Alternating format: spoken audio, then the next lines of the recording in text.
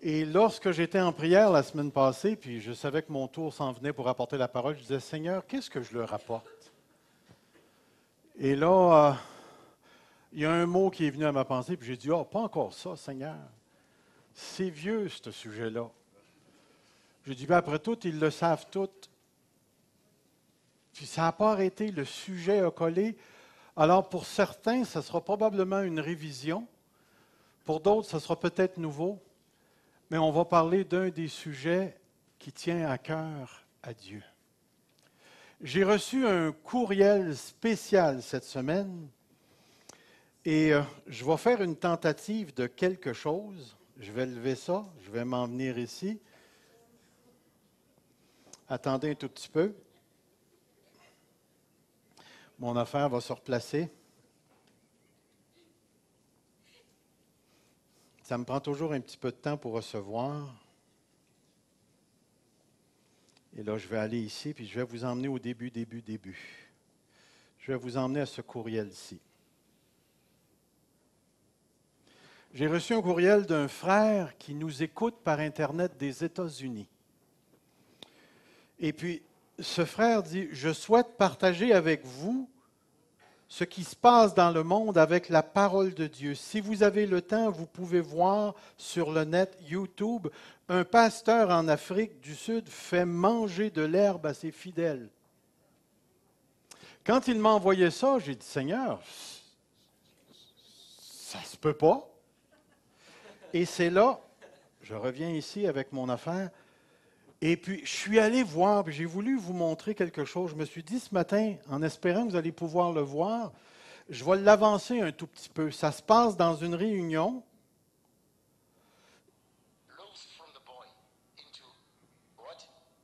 Le pasteur parle, vous ne l'entendez pas, vous. Mais il parle de nourriture. Alors, ce qu'il vient de dire, c'est « Je veux vous donner de la nourriture qui vient d'en haut ». Remarquez, là, une nourriture qui vient d'en haut.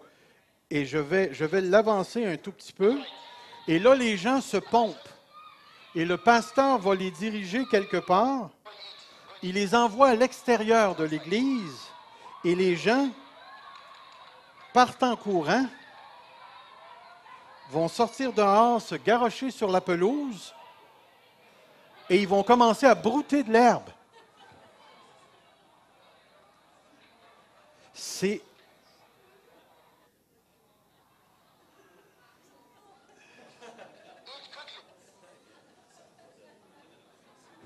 pas des farces, là.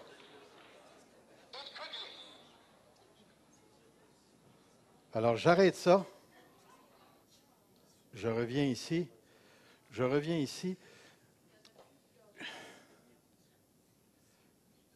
J'en croyais pas mes yeux. Et là, je me suis posé une question. J'ai dit, waouh! La question que je me suis posée, c'est celle-ci. La grande question n'est pas pourquoi le pasteur a une si grande emprise sur ses croyants, mais plutôt pourquoi ces chrétiens se soumettent-ils à un tel pasteur? Je me suis posé la question quand j'ai vu ça, puis là, à un moment donné, j'ai véritablement compris que ça rentrait dans ce que j'avais besoin de dire ce matin. Écoutez, si jamais je vous envoie manger dehors, c'est parce qu'on va avoir un dîner hot dog. Ça ne sera certainement pas parce qu'on va vous envoyer manger de l'herbe. Après tout, il n'y en a pas tant que ça ici, là. Mais la grande question que je me pose en regardant cela, je me dis, ce pasteur a fait une affirmation, je vais vous donner de la nourriture qui vient d'en haut. Et les gens, les croyants, se mettent à croire ça. Et ils les pointent vers la pelouse et ils s'en vont manger de l'herbe. Écoutez, ce n'est pas parce que ça se passe en Afrique. Il y a d'autres types de choses de cette nature-là qui se passent même ici au Québec, qui se passent aux États-Unis, qui se passent en Europe, où à un moment donné, je me suis rendu compte que les gens avaient une telle compréhension de ce que c'est que de croire, qu'à un certain moment donné, ça pouvait même venir dangereux. La question qu'on va se poser ce matin, c'est quels sont les signes ou les marques de la maturité. Qu'est-ce que c'est qu'une personne mûre dans la foi, mature dans la foi? La réponse à cette question est tellement importante parce que à travers l'Écriture, nous avons un ensemble de textes qui nous révèlent la volonté de Dieu à ce sujet-là. Regardez ici les textes de l'Écriture qui sous-entendent que la maturité est l'un des objectifs de Dieu pour le croyant. Regardez dans Luc 6,40, le disciple n'est pas plus que le maître, mais tout disciple accompli sera comme son maître. Comme son maître. Un autre texte qui dit, pour moi, frère, ce n'est pas comme à des hommes spirituels que j'ai pu vous parler, mais comme à des hommes charnels, c'est-à-dire comme à des enfants en Christ. Dieu s'attend à ce qu'un passage se fasse. Un autre texte, lorsque j'étais enfant, je parlais comme un enfant, je pensais comme un enfant, je raisonnais comme un enfant, lorsque je suis devenu un homme. Et dans le contexte de 1 Corinthiens 13, ça a rapport avec l'amour. L'amour, qui est fondamental pour l'apôtre Paul. Un autre texte qui dit « Et l'édification du corps de Christ jusqu'à ce que nous soyons tous parvenus à l'unité de la foi, à la connaissance du Fils de Dieu, à l'état d'homme fait. » Un autre texte qui suggère, c'est dans la lettre aux Hébreux, verset 12, « Vous, en effet, qui depuis longtemps devriez être des maîtres. Vous avez encore besoin qu'on vous enseigne les principes élémentaires des oracles de Dieu. Vous en êtes venus à avoir besoin de lait et non de nourriture solide. » Et on va regarder ce texte-là un peu plus en détail tout à l'heure, mais ce qui est important, c'est de voir que dans l'Écriture, on retrouve ce fameux passage de l'état d'enfant à l'état d'adulte spirituel, à cet état de maturité, de maturation, ainsi de suite. La maturation est un processus qui conduit à un produit fini. Le produit fini, nous l'appelons la maturité. Et ce qui est intéressant, c'est que sans exception, nous sommes tous engagés dans ce processus qui a pour but de nous emmener à la maturité spirituelle. À la maturité spirituelle. Et je n'utilise pas le mot spirituel dans le sens de virtuel ou dans le sens d'un groupe d'élite qui a réussi à atteindre le 3e ciel, mais qui ont resté sur la terre, puis qu'à toutes les fois qu'on leur serre la main, on sent la vibration céleste. Ce n'est pas de ce genre de personnes-là que je parle. La maturité spirituelle, le mot spirituel, pneuma, fait référence à l'action du Saint-Esprit. C'est une maturité qui est le résultat de la coïncidence entre l'homme, le croyant et le Saint-Esprit. Si vous lisez le livre des Actes, vous allez voir, on en a parlé dans les sermons qui sont venus il y a je pense même que c'est la semaine passée, on a parlé d'être rempli du Saint-Esprit. Rempli du Saint-Esprit dans le livre des Actes est associé presque tout le temps avec la parole. Vous remarquerez, il y a quelqu'un qui témoigne, il y a quelqu'un qui dit quelque chose. C'est presque tout le temps associé avec un discours, une parole, une prophétie. Mais nous allons retrouver une expression tout à fait particulière qu'on retrouve sur quelques personnes. Et là, ce n'est même pas un discours, ce sont des personnes. C'est d'être plein de l'Esprit. Étienne était un homme plein de foi et d'Esprit Saint. Et cette expression plein de l'esprit, c'est une expression qui ne contient pas de discours, mais qui contient un type de relation d'une personne avec le Saint-Esprit, où la personne s'est rendue normale pour elle de vivre continuellement sous l'effet du Saint-Esprit, du contrôle du Saint-Esprit, de telle sorte que son caractère, sa perception de la réalité d'elle-même est sous l'influence de l'Esprit. Ce qui est tout à fait particulier. Et c'est dans ce sens-là que la maturité spirituelle nous est donnée ce matin. Paul avait pour but la maturité spirituelle où il dit « C'est lui que nous annonçons exhortant tout homme, en instruisant tout homme en toute sagesse, afin de présenter à Dieu tout homme devenu parfait en Christ, qui a atteint l'état d'homme fait, de maturité. » C'est pourquoi une définition de la maturité, vous allez retrouver ça dans les dictionnaires, qui nous dit « La maturité est l'état d'une personne qui a atteint son plein développement. » Si vous remarquez ici, ce n'est pas l'affaire des singes qu'on voit là, qui se transforment jusqu'à ce qu'on devienne un être humain. Ça part du bébé et ça va jusqu'à l'adulte. Et il y a un moment donné dans cette évolution-là, avant qu'on commence à redescendre la côte, on arrive à un moment où on est dans la plénitude du développement humain. et après ça, ça commence à redescendre. Mais la maturité, c'est d'avoir atteint cette plénitude qui nous rend capables de jouer le rôle pour lequel Dieu nous a appelés. La même définition s'applique à des objets comme des fruits, des autos. Tu sais, si vous achetez une voiture puis on vous la livre comme ça, là, et non comme ça au côté, vous allez certainement pleurer. En tout cas, moi, je pleurerais, là. Ce n'est pas des farces, là. À un moment donné, il y a un processus qui amène le fait que le produit est fini. C'est tellement important. Si la maturité est l'état d'une personne qui a atteint son plein développement complet, que voulons-nous dire par la maturité spirituelle? Et je dis ici, la réponse à cette question est d'autant plus importante puisque tout déséquilibre dans le processus de maturation peut engendrer des monstres évangéliques. C'est pas tout. Ou provoquer des déplacements d'emphase qui peuvent endommager la vie de l'Église. Est-ce que vous comprenez ce que je veux dire par provoquer des déplacements d'emphase? Provoquer des déplacements d'emphase? C'est qu'à un moment donné, la structure de l'Église devient tellement importante qu'on perd de vue Jésus-Christ. Ou bien qu'à un moment donné, les finances deviennent tellement importantes que la foi joue un rôle tellement petit.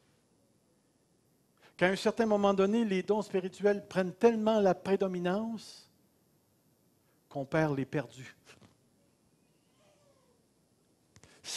C'est tellement important de réaliser que la maturité spirituelle, c'est quelque chose que Dieu veut et Dieu veut nous y conduire.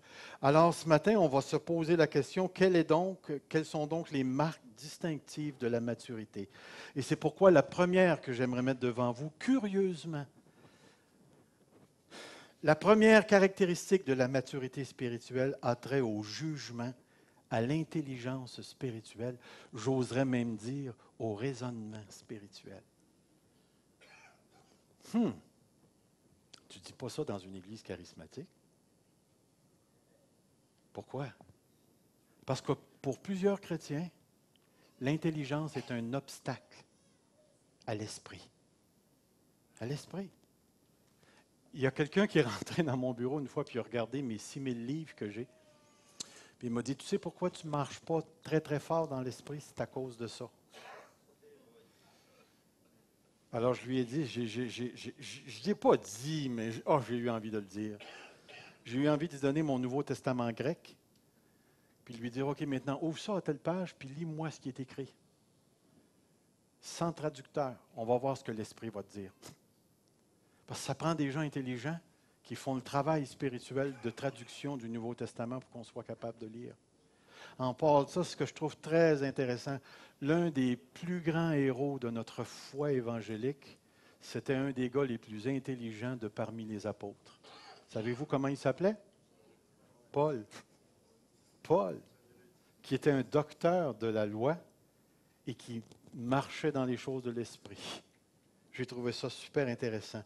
Nous avons deux textes qui disent ceci. Frères, ne soyez pas des enfants sous le rapport du jugement, c'est-à-dire raisonnement. Mais pour la méchanceté, soyez des enfants. Mais à l'égard du jugement, soyez des hommes faits, des gens matures. Ce que je trouve intéressant dans le texte, c'est lorsque tu vas voir dans les autres versions, tu vas avoir quelque chose comme ceci. Dans la Bible du Sommeur, mes frères, ne soyez pas des enfants dans votre façon de juger des choses. Dans la parole de vie, c'est marqué, frères et sœurs, quand vous réfléchissez, ne soyez pas des enfants. C'est intéressant comme pensée. Dans la Bible, second 21, c'est écrit, frères et sœurs, ne raisonnez pas comme des enfants. Je trouve ça intéressant. Pourquoi? Regardez ici, le mot freine. Je l'ai mis en anglais pour vous dire que ça ne vient pas de moi, mais que ça vient bien du monsieur, du dictionnaire qui est mentionné là, dit de préférer les langues, selon 1 Corinthiens 14-20, est de l'enfantillage. Les Corinthiens devaient utiliser la raison et poursuivre leur marche vers la maturité. Mais attendez. Paul n'est pas en train de condamner les langues. Regardez ce qu'un autre auteur a dit. Celui-là, je l'ai traduit. Il dit, le mot freine n'apparaît ici qu'ici dans le Nouveau Testament et réfère à la sphère de la réflexion. Dans ce contexte, l'apôtre ne dit pas que les langues sont pour les débutants dans la foi. La mention de l'adulte versus l'enfant indique que Paul parle de responsabilité, c'est-à-dire d'adulte responsable des autres, contrairement à l'enfant qui est continuellement centré sur lui-même. Dans leurs attitudes, les Corinthiens sont des bébés lala et non des adultes responsables qui considèrent les autres. C'est intéressant comme pensée ici. 1 Corinthiens 12, 13, 14 avait pour but de corriger quelque chose qui se passait dans l'Église de Corinthe. Et une des choses que l'apôtre Paul leur dit, c'est que vous êtes des triomphalistes. Vous êtes des gens qui se disent déjà arrivés parce que vous parlez la langue des anges. Mais l'apôtre Paul leur ramène à un principe fondamental. Si ça ne l'édifie pas, si ça ne tient pas compte des autres, c'est du centrement sur soi. Et ce que l'apôtre Paul voulait faire, c'est de permettre l'expansion des dons spirituels dans la vie de l'Église, mais il est en train de le dire, en faisant ça, raisonnez, réfléchissez. Soyez des bébés au niveau du mal. Soyez innocents. Mais au niveau du raisonnement, pensez-y comme il faut. Regardez ce qui se passe dans l'Église et laissez Dieu faire son œuvre, mais considérez les autres. Le deuxième texte que nous allons regarder en ce qui concerne la maturité, c'est un texte qu'on a lu tout à l'heure, mais qu'on va regarder un tout petit peu. Dans le livre de la lettre, c'est-à-dire le livre des Hébreux, la lettre aux Hébreux, il est écrit ici, nous avons beaucoup de choses à dire là-dessus et des choses difficiles à expliquer parce que vous êtes devenus lents à comprendre. Savez-vous ce que le mot lent à comprendre veut dire? Littéralement, vous êtes devenus, comment est-ce qu'on dit ça? Des intouchables. Des intouchables, des nonchalants. Vous n'êtes plus dérangé par rien. Il n'y a plus rien qui vous bade.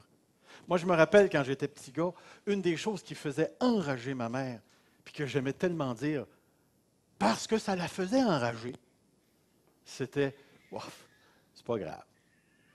Tu as eu 45 sur ton bulletin. Pas grave. Tu faisais telle affaire. C'est pas grave. » Elle venait bleue. Dans ce temps-là, j'avais le contrôle. Mais là, je ne l'ai plus. Parce que là, là, je comprends ce que je voulais dire, puis combien j'étais insensé, j'étais un enfant à cette époque-là. Mais la possibilité de devenir un indolent, c'est-à-dire qu'il n'y a plus rien de spirituel qui nous touche, c'est une condition qui peut arriver dans une église ou chez un enfant de Dieu.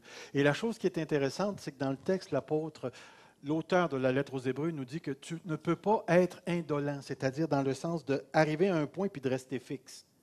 De sorte qu'à un certain moment donné, quand tu vas en sortir, tu vas repartir de là où tu es. Non, lorsqu'une personne devient indolente, c'est-à-dire intouchable par la parole de Dieu, au lieu de rester stable et fixe, elle régresse. Elle régresse. Parce que c'est marqué au verset 12, vous, en effet, depuis longtemps, devriez être des maîtres, vous en avez encore besoin qu'on vous enseigne les principes élémentaires. Voyez-vous, il dit, j'ai des choses difficiles à vous expliquer, puis ils ne sont pas difficiles parce qu'elles sont difficiles, elles sont difficiles parce que vous êtes dans une condition d'être non touchable. C'est ça qui rend la chose difficile. Il dit, vous devriez être des maîtres. Bon, voilà, on est obligé de recommencer à zéro avec l'ABC spirituel. On vous ramène au début. C'est ce qu'il est en train de dire. Il dit qu'on a besoin qu'on vous enseigne les principes élémentaires des oracles de Dieu. Vous en êtes venus avoir besoin de lait et non de nourriture solide. Or, quiconque en est au lait, remarquez la phrase qui va suivre, n'a pas l'expérience de la parole de justice, car il est un enfant. Vous rappelez de la vieille farce là, qui était faite il y a des années? Il dit, si vous avez une mitraillette, vous allez être le seul petit gars qui a une mitraillette dans tout le village, puis après un mois, vous allez être le seul petit gars dans le village. Vous vous rappelez de ça? Il y a quelque chose de vrai ici.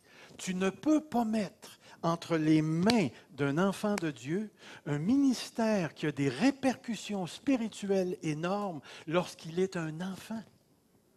Tu ne peux pas mettre le don des miracles dans les mains d'un bébé spirituel parce que si jamais tu fais ça, tu le voues à Satan. Il ne sera pas capable de prendre tous les commentaires et toute la gloire qui vient avec ce don-là. Vous rappelez-vous dans 1 Timothée 3, chapitre, non, 1 Timothée chapitre 3, c'est dans le verset, il va parler des évêques, que ce ne soit pas un jeune, de peur qu'enflé d'orgueil, il soit livré à Satan.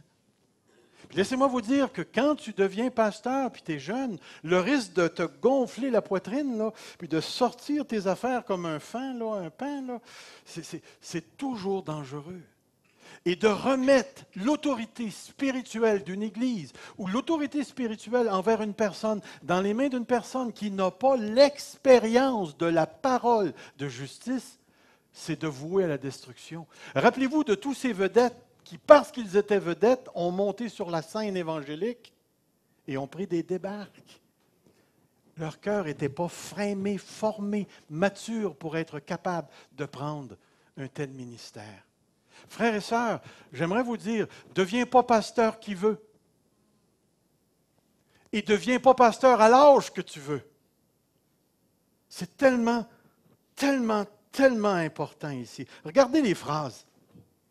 Devenu lent à comprendre, devriez être des maîtres. Les principes élémentaires, besoin de l'aide, n'a pas l'expérience de la parole de Dieu.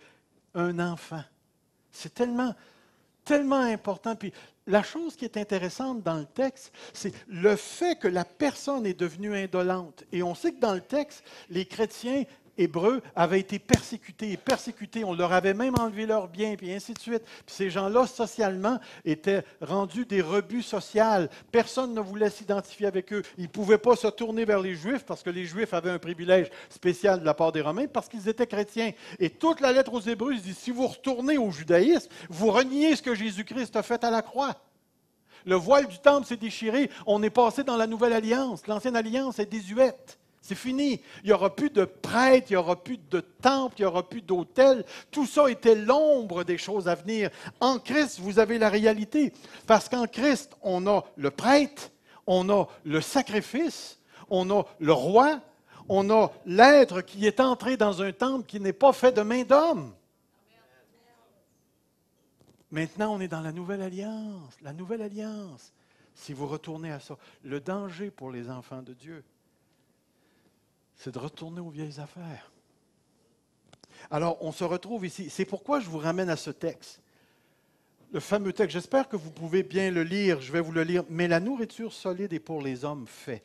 Et j'ai marqué en haut, accompli, qui a atteint le but. Le but. Un homme fait ou un homme parfait, c'est un homme qui a atteint son plein développement. Mais regardez le verset, ce qu'il va dire. Nourriture solide pour les hommes faits qui par l'usage, la répétition, qui ont répété, qui ont répété, qui ont répété, qui ont répété, qui ont le jugement exercé. La condition. Essayez de vous imaginer, là, qu'on est dans un centre de gym. On est au gym. Okay? Puis vous avez un gars qui est à côté de moi. Puis le gars, il est à peu près de ma grandeur, de ma grosseur, mais il fait au moins 3 ou 4 fois la grosseur de mes bras. Je ne vous parle pas de ses cuisses, mais de ses bras. Puis le gars, il n'est même pas capable de fouiller dans ses poches. À force qu'il est... Et on se retrouve, lui et moi, devant un poids de 300 livres. Puis là, je vous demanderai d'applaudir, parce que j'ai pas fini. Tout ça, là, ça se passe dans ma tête, là. Alors, essayez de vous imaginer que lui est là, on est là, il y a la foule qui nous regarde, puis je leur demande d'applaudir parce qu'il faut que je lève le poids de 300 livres. Puis je vous demanderai de gager si je vais pouvoir le lever. Combien d'entre nous vont gager sur moi? Ouais, c'est juste mes amis qui gagent, le reste, là. Mais vous voyez l'idée? Puis là, on vous demande de gager pour le gros gars qui est aux côtés, qui est à mancher comme ça. Qui va gager sur le gros gars? Ben, c'est ça, c'est ça. Pourquoi vous allez gager sur le gros gars? Ici, l'apparence. Non, vous allez gager sur le gros gars, pas parce qu'il s'entraîne, parce qu'il est déjà entraîné. Il est déjà dans la condition d'être entraîné. Regardez bien ce que je vais vous montrer. Ça, c'est moi. Puis je vous ferai remarquer là, que c'est des guimauves au bout d'un bâton. Et ça, c'est lui. Mais c'est peut-être des images qui font un peu rire, mais regardez la réalité du texte. La nourriture solide, c'est pour les hommes faits qui, par l'usage, la répétition, ont répété, et sont maintenant dans cette condition d'être entraînés. C'est-à-dire qu'aussitôt que ça va être demandé, tout est déjà préparé à réagir et à faire le geste approprié. Et ce qui est intéressant dans le texte, si vous regardez bien le texte, pour ceux dont le jugement est exercé par l'usage au discernement. Le discernement, là, ici, là, fait référence à cette capacité d'évaluer, de juger, de faire la différence. Permettez-moi d'utiliser un mot qui est un peu négatif, mais qui reflète bien l'idée de ségrégationner. Ségrégationner. Vous savez, c'est ce qu'ils faisaient aux États-Unis. Ils ne voulaient pas voir les Noirs rentrer dans les écoles des Blancs, donc ils proposaient la ségrégation. On sépare. Mais c'est exactement ce qu'il est en train de demander ici. Puis la ségrégation, elle n'est pas entre les chrétiens spirituels et les chrétiens qui ne le sont pas. C'est entre le bien et le mal. Le bien et le mal. Le bien et le mal. C'est tellement important que vous saisissiez ça. Si vous regardez une personne mûre dans la foi, vous allez devoir sonder cette personne-là pour voir si elle est capable de faire la différence entre le bien et le mal. Le bien et le mal. C'est tellement important parce que nous pouvons avoir des gens qui viennent avant et ils nous disent comment vivre, puis quand tu les rencontres dans la vie privée, c'est toute une autre histoire. Toute une autre histoire. C'est cette capacité de discerner entre le bien et le mal. C'est tellement important de saisir cette réalité-là. Savez-vous pourquoi? Parce que le mal devient de plus en plus subtil. De plus en plus subtil. De plus en plus subtil. Et on a besoin d'aiguiser ce sens pour être capable de discerner ce qu'on peut écouter et ce qu'on ne peut pas écouter à la télévision. Ce qu'on peut dire et ce qu'on ne peut pas dire. La manière de juger des frères et des sœurs dans l'Église. Ça touche tout ce qu'Éphésiens chapitre 5 nous parle au niveau de la calomnie, du mépris, des bouffonneries, des farces sexuelles, parce que c'est de ça qu'il parle dans Éphésiens, de la jalousie, de l'amertume, de tout ce qui attriste le Saint-Esprit. C'est tellement, tellement, tellement important. Une personne mature est une personne qui va être capable de faire la différence entre les choses. Je vais juste vous donner quelque chose qui est... Écoutez, prenons un exemple. Vous avez un frère ou une sœur dans le Seigneur qui vous dit, je ne sais pas, moi je n'irai pas à cette église-là parce que les murs sont bleus. Wow! Puis le bleu, non, tiens, je vais changer de couleur jaune-orange, parce que le jaune-orange, c'est associé avec l'enfer. Wow! Je ne voudrais pas avoir cette personne-là comme leader dans l'Église. Je ne voulais pas avoir cette personne-là. Une autre chose, à un certain moment donné, je me suis fait approcher par des gens qui m'ont dit qu'il fallait que je jeûne. Je n'ai aucun problème avec le jeûne, mais ils m'ont dit ça le 17 décembre. Puis ils m'ont dit ça pour l'Église. Il fallait que l'Église jeûne le 17 décembre, jusqu'au temps que le Seigneur nous parle. Écoutez, ça n'avait pas de sens. Ça voulait dire pas de dinde, pas de sauce, pas de canneberge, pas de patates, pas de... Voyons, 17 décembre, qui va aller jeûner le 17 décembre? Alors, quand je leur ai dit non, la réponse qu'ils m'ont dit, c'est « Tu viens d'entraver le travail de l'Esprit pour l'Église. » Je me disais à moi-même, Seigneur, je suis donc content que l'Église ne les ait pas comme pasteurs. Ils vont pouvoir manger leur dinde.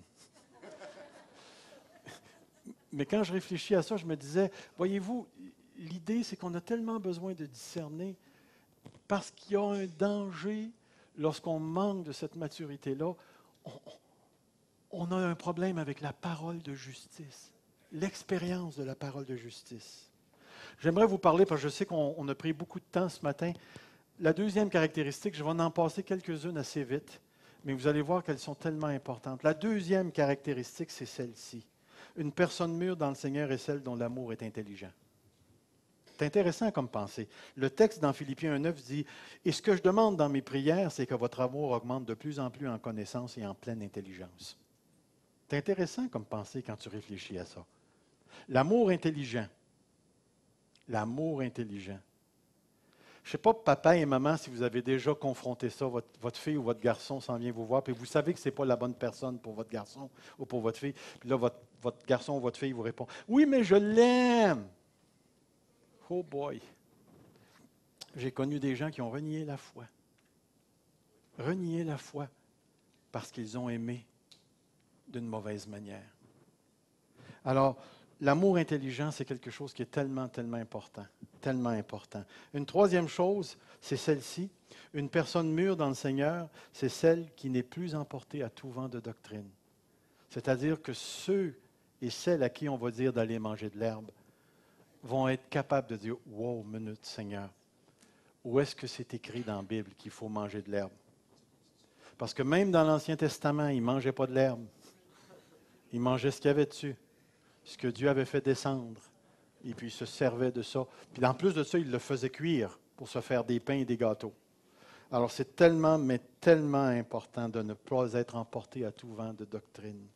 Puis, remarquez une chose, la doctrine, ce n'est pas simplement de savoir là, telle ou telle ou telle ou telle chose.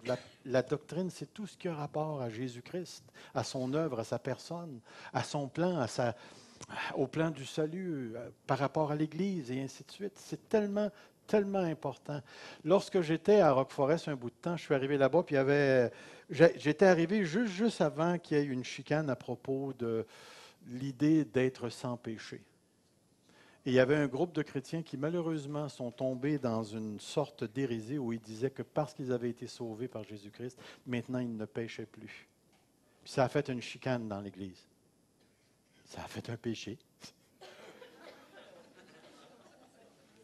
Mais ce groupe-là croyait dur comme fer, puis ils se sont réunis dans une petite maison, puis il y a quelques années, j'ai appris que l'auteur principal de cette division-là était maintenant divorcé, parti avec une autre. Mais il ne pêche pas. Voyez-vous l'idée? On peut tellement, tellement se laisser emporter par tout vent de doctrine. Quatrième caractéristique, une personne mûre dans le Seigneur, c'est celle qui dit la vérité dans l'amour. Je n'ai pas le temps de la développer à fond, celle-là. Mes frères et sœurs, dans cette phrase-là est contenue toute la nature des relations que nous avons entre nous.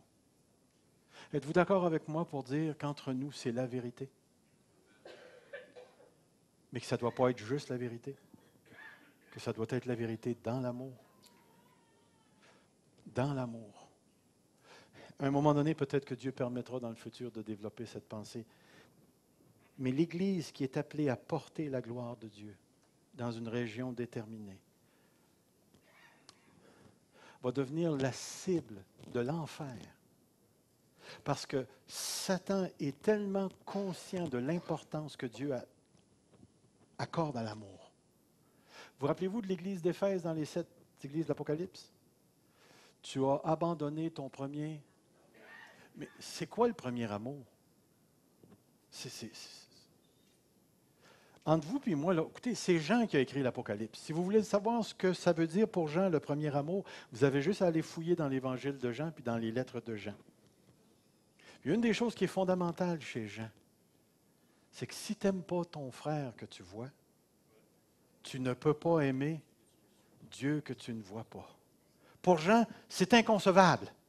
Et on se retrouve ici où l'amour dans la vérité, c'est définitivement aimer Dieu. Mais vous remarquerez dans l'Écriture à quel point ça revient tellement souvent. Aimer Dieu implique nécessairement, obligatoirement, automatiquement, aimer Dieu à travers l'autre. Tu aimeras le Seigneur ton Dieu de tout ton cœur, mais tu aimeras ton prochain comme toi-même. Yeah. Quiconque est né de Dieu aime et connaît Dieu. Et tu descends un petit peu plus bas dans le chapitre 5, c'est marqué « Quiconque est né de Dieu aime celui qui est né de lui. » De lui. C'est fondamental, fondamental. Frères et sœurs, s'il y a une chose, s'il y a une marque dont j'aimerais voir dans le futur par laquelle l'Église Fusion serait connue, c'est l'amour dans la vérité. L'amour dans la vérité, c'est fondamental. Frères et sœurs, j'ai besoin d'être aimé. Et mon ami, mon vase va rester vide. En tout cas, moi, je vous aime. Qu'on soit reconnu par l'amour que nous avons les uns pour les autres. Et la dernière que je mets devant vous, c'est celle-ci. Je ne pourrais pas toute la développer, mais une personne mûre dans le Seigneur, c'est celle qui a développé l'écoute de Dieu. Savez-vous pourquoi je dis l'écoute de Dieu? C'est que fondamentalement, le christianisme est une religion qui parle. Dieu nous a parlé par le Fils. Dieu parle encore à son Église par l'Esprit. Dieu nous parle par sa parole. Son Saint-Esprit est directement impliqué dans tout notre ministère d'évangélisation. Dieu parle encore aujourd'hui. Les dons spirituels, c'est Dieu qui parle par un croyant pour un autre croyant.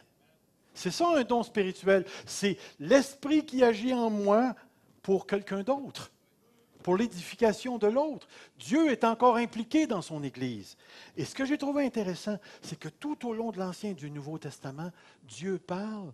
On arrive encore à ce fameux texte de la lettre de Job, mais on n'y fait pas attention. Mais regardez ici ce que j'ai écrit. L'écoute est directement rattachée à la condition du cœur. Directement à la condition. Un cœur intelligent pour juger ton peuple. C'est intéressant. C'est intéressant. Une autre chose, l'écoute est si importante pour Dieu que c'est ce qu'il vise lorsqu'il éprouve. Dans le texte, c'est marqué en parlant de Job, en parlant de chrétiens, en parlant de ceux qui sont les adorateurs de Dieu. Il dit, viennent-ils à tomber? C'est parce que juste avant, il aurait fallu que je vous lise tout le texte, où à un moment donné, c'est marqué, Dieu n'est pas injuste, blablabla. Il les prend, il les fait asseoir sur des trônes avec des rois, il leur donne, ta, ta, ta, ta, ta, ta. Puis là, après ça, il leur dit, viennent-ils à tomber dans les chaînes? Sont-ils pris dans les liens de l'adversité? Il leur dénonce leurs œuvres, leurs transgressions, leur orgueil. Et ce qui est intéressant dans le texte, c'est marqué « il les avertit pour leur instruction ». Mais dans l'hébreu, le mot « avertir » veut dire « il leur ouvre l'oreille ». Il leur ouvre. Et là, il va dire « s'ils écoutent et se soumettent, ils achèvent leur jour dans le bonheur, leurs années dans la joie. S'ils n'écoutent pas, ils périssent par le glaive, ils expirent dans l'aveuglement ». Voyez-vous, l'une des choses qu'on reconnaît et l'une des grandes marques de la maturité, c'est la capacité du croyant de plier le genou lorsque Dieu lui parle. C'est fondamental. C'est fondamental. Je me rappelle, je ne sais pas s'il y en a qui connaissent Roy, le fameux prophète, là. C'est-tu Roy qui s'appelle? Comment? Rick Joyner. Rick, pas Roy, Rick Joyner. Il racontait dans un de ses témoignages qu'à un certain moment donné, lui, c'était un prophète, puis mon ami, ça marchait son affaire. Puis à un moment donné, Dieu lui a dit, je ne te parlerai pas pendant 7 ans. 7 ans. 7 ans. Il est devenu pilote d'avion durant ce temps-là. C'était, oui, il voyageait non pas les grosses, mais les petites affaires commerciales et tout ça. Puis pendant 7 ans, il a dû se soumettre à Dieu et d'exercer sa foi, de rester fidèle à Dieu sans entendre la voix de Dieu. Laissez-moi vous dire, moi je ne suis pas un prophète, je ne sais pas à quel point ça peut être difficile pour un prophète, mais je m'imagine que ça doit être tough. Pas à peu près. Mais lui, il l'a fait, puis au bout de 7 ans, Dieu a commencé à lui reparler. À un autre moment donné, il y avait un autre prophète, je ne me rappelle plus, il s'appelait Paul quelque chose. Non, c'était pas un apôtre, c'est récemment, il était dans le temps de Benny, pas Benny, de Oral Roberts, puis tous ces bonhommes-là. Là. Paul Cain, ça se peut-tu? Dieu lui avait dit, tu ne seras pas comme eux autres. Je ne te rendrai pas populaire.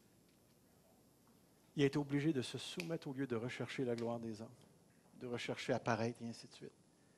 Cette capacité de plier le genou devant Dieu, c'est tellement, tellement important. Et la maturité, c'est cette capacité de se mettre à genoux et de dire, Seigneur, parle, car ton serviteur écoute, écoute, écoute.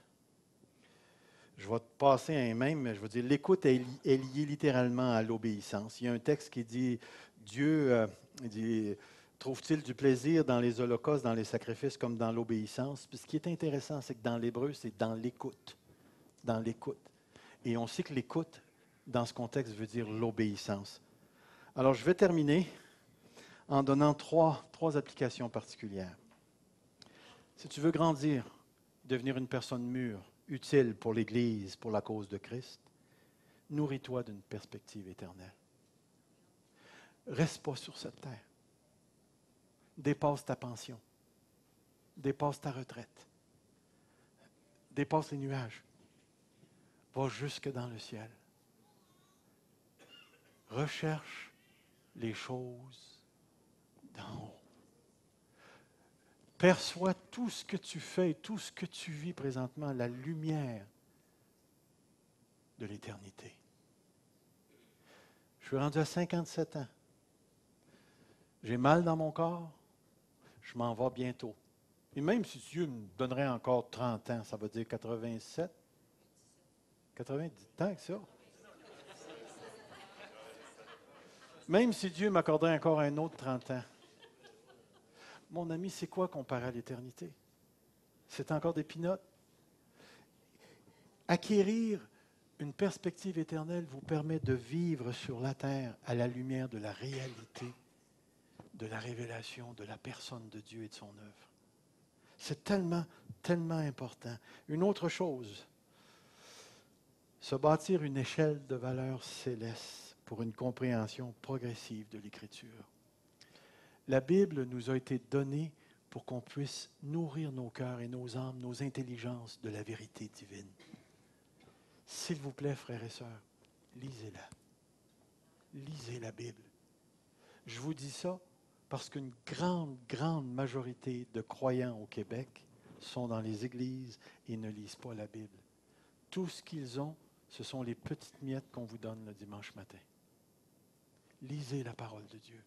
Attachez-vous à la parole de Dieu.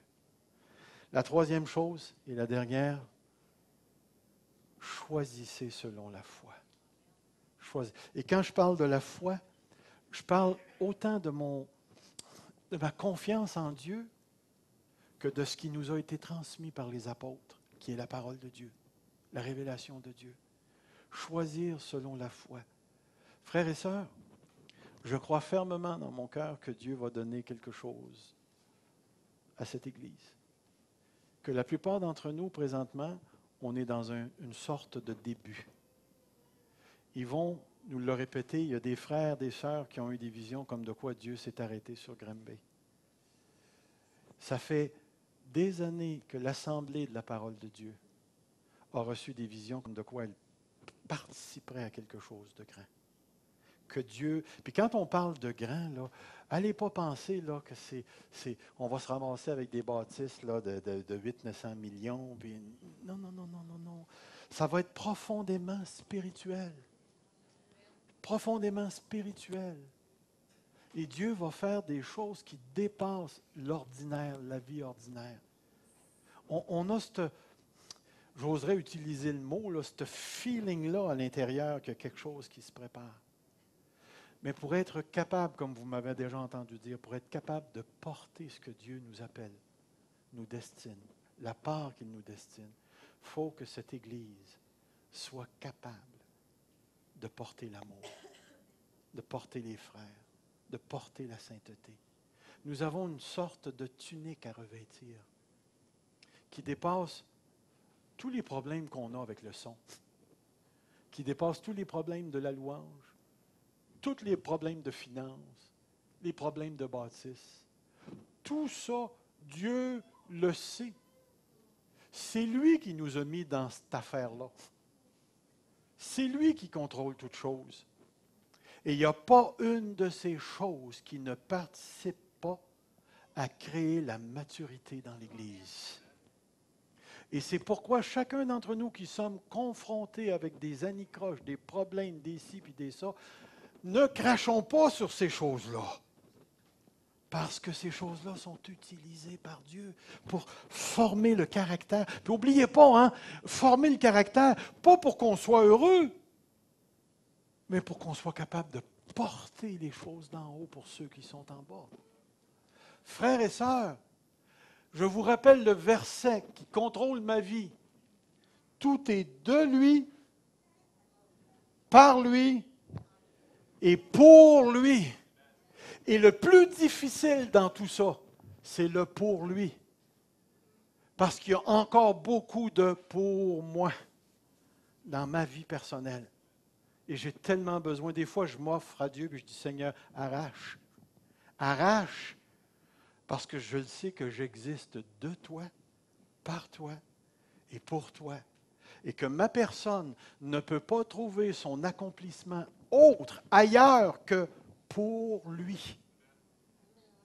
Et ça, moi vous dire, c'est difficile à saisir, c'est difficile à comprendre, mais je sais une chose, c'est que nous avons été créés pour la gloire de Dieu, et le seul bonheur qui satisfait réellement l'âme humaine, c'est lorsque l'âme retourne à Dieu et est capable de lui donner toute la gloire. Et c'est dans ces moments-là que l'Église brille. Et c'est pourquoi l'Église a toujours brillé dans les situations de martyrs, de persécution et d'épreuves. Pourquoi? Parce que tu n'as plus le choix. Dans l'épreuve, dans le martyr, tu dois déterminer si c'est pour Dieu ou si c'est pour toi. Puis tous ceux qui choisissent le pour lui, frères et sœurs, il se passe des choses extraordinaires dans nos vies. C'est pourquoi je prie ce matin que Dieu prenne l'Église Fusion et l'amène dans ce que je pourrais dire ici, le discernement du bien et du mal. Que Dieu nous donne l'intelligence de l'amour. Un amour qui est capable de penser et qui est capable de discriminer, de faire la différence. Parce que, frère, notre demeure n'est pas ici. De nous ancrer dans la saine parole, dans la saine doctrine, d'être capable de vivre la vérité dans l'amour entre nous. Et dernièrement, que Dieu accorde à l'Église Fusion d'ouvrir ses deux grandes oreilles du cœur et de recevoir ce que le ciel a à nous dire. Que le Seigneur nous accorde la grâce de marcher avec lui, de marcher par lui, mais surtout de marcher pour lui. Seigneur notre Dieu, merci pour ce temps ce matin. Et Père, que cette Église devienne tout ce à quoi tu l'as destiné. Et j'ai tellement confiance en toi, Seigneur, qu'aucune de nos vies ne sera perdue, gaspillée, mais que tu te serviras de cette Église pour le salut de milliers d'âmes. Et si jamais, Seigneur, on était appelé à rencontrer la dissonance qui ne marche pas avec nos habitudes, ouvre nos oreilles pour qu'on entende si c'est de l'esprit ou pas. Et si c'est de l'esprit, donne-nous le courage de toujours dire oui, de ne jamais reculer, même si ça venait chambouler tout ce qui se passe parmi nous. Ouvre nos cœurs à l'esprit, Seigneur, parce que c'est lui qui mène.